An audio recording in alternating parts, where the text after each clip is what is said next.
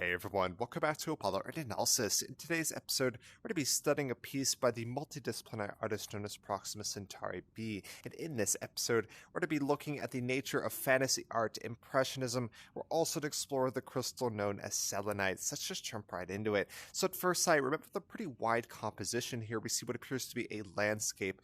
Quite an amazing view of this beautiful, beautiful work. And you see a lot of colors within this composition, right? One of the first things I notice is this blue base. Most of the work has this deep, deep blue. You may even mistake it for black. And upon that, we have kind of a peachish orange.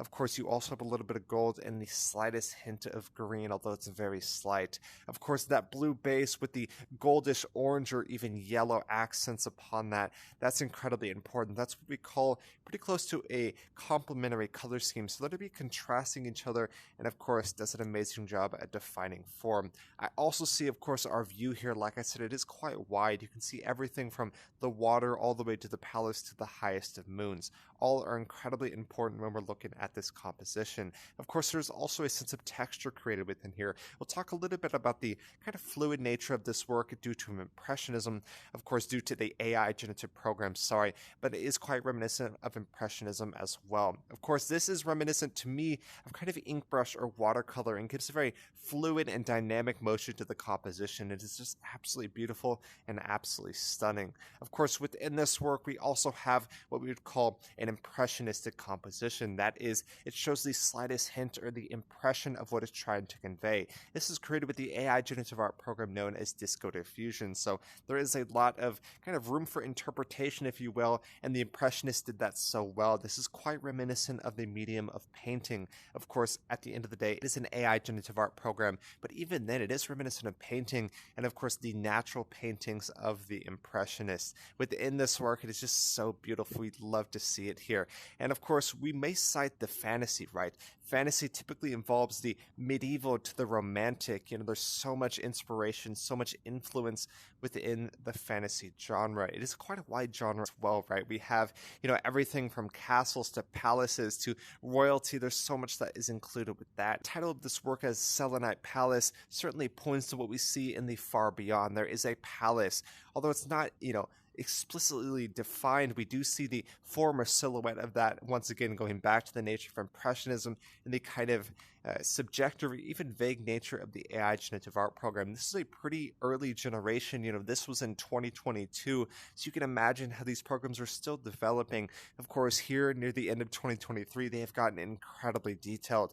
Photorealism is an amazing thing that something like DALL-E does, and Disco Diffusion is a lot more, say, fluid, a lot more impressionistic, or a little bit more subjective, if you will, as well. But I also want to talk about the difference between a castle and a palace, right? Whenever you think of fantasy art, you're typically going to think of royalty, you're going to think of castles, but a castle is a fortified palace. And so, this could certainly be a castle. We don't exactly have all the details here. It is quite an impressionistic work, but within this piece, it is defined through the title, of course, a selenite palace. And so within this work, palaces are reserved for the highest of nobility, the highest of royalty, but they also protect them as well, right? Whenever you have four walls and a door with some guards, you are certainly protected. It may not be fortified like a castle, but I still think that's quite important when we're looking at this composition.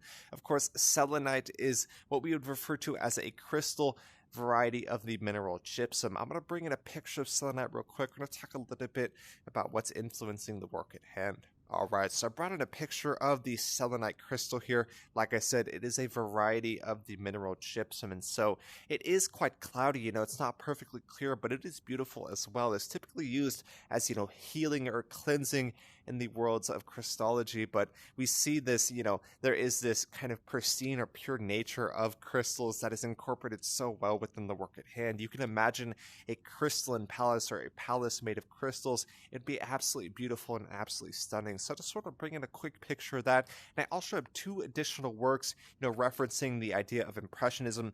Both of these are going to be from the artist Proxima Centauri B. I'm going to bring those in real quick and see what we can learn as well. Alright, so I brought in two additional works, both of which are from the original artist Proxima Centauri B, and I think they really showed the spirit of Impressionism, right? They are reminiscent of painting. The work on the right, Flowery Ruins, you see this beautiful kind of turquoise blue color. Of course, next to that pink and peach, absolutely stunning. You can see the kind of vague or subjective or impressionistic nature of that composition, also conveying a natural scene. And then we go to the work on the left. This is the mountain temple. You can also see this beautiful composition, once again, quite reminiscent of painting, even though it is an AI art program. But regardless, it is absolutely beautiful, and you can kind of see the impressionistic nature of the painting there. I think there's no doubt about that. So I just want to bring in both of those, of course, to compare it to the original work we're talking about today, to show that nature of impressionism where the painting or the slightest impression of what they're trying to convey is shown. I think it's absolutely beautiful, absolutely stunning, and I think there's some great examples there. So before we talked about those two landscapes just a second ago, we were talking about the crystal known as selenite. Of course, when we talk about crystals, we're typically associating it with the purity, but there also is a sense of magic within that. And I think we certainly feel that within this stunning and beautiful scene. And I'd be remiss if I didn't mention a symbol that is incredibly important within this work, that is the moon. The original artist, really cites this as an archetype of their work, and I think we certainly feel that, right? The moon is a symbol of the feminine, but it is also a symbol of the passage of time and so many different things as well. And you can certainly feel that, right? It just towers over the composition and it burns incredibly well against that dark background. So, of course, I gotta mention that as well. That's incredibly important to the composition at hand. But regardless, I wanted to ask you guys, what do y'all see when you view this composition? It almost feels like a magical dream in some way or another.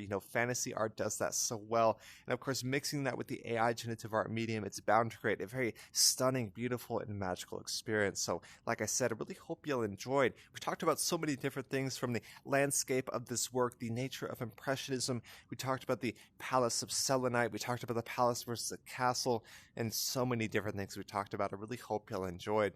If y'all did, go check out the original artist Proxima Centauri B. Like I said, the artist is an AI generative artist, but works with a lot of different things, from painting in Procreate to additional edits in Adobe Photoshop. So, regardless, this is a very complex composition, and the artist puts a lot of detail into every work which they create. But once again, the AI art program used here is going to be Diffusion. But yeah, like I said, really hope y'all enjoyed. If y'all did, go check out the original artist Proxima Centauri B. My name is Apollo. This was Apollo Art Analysis, and I'll see y'all on the next episode.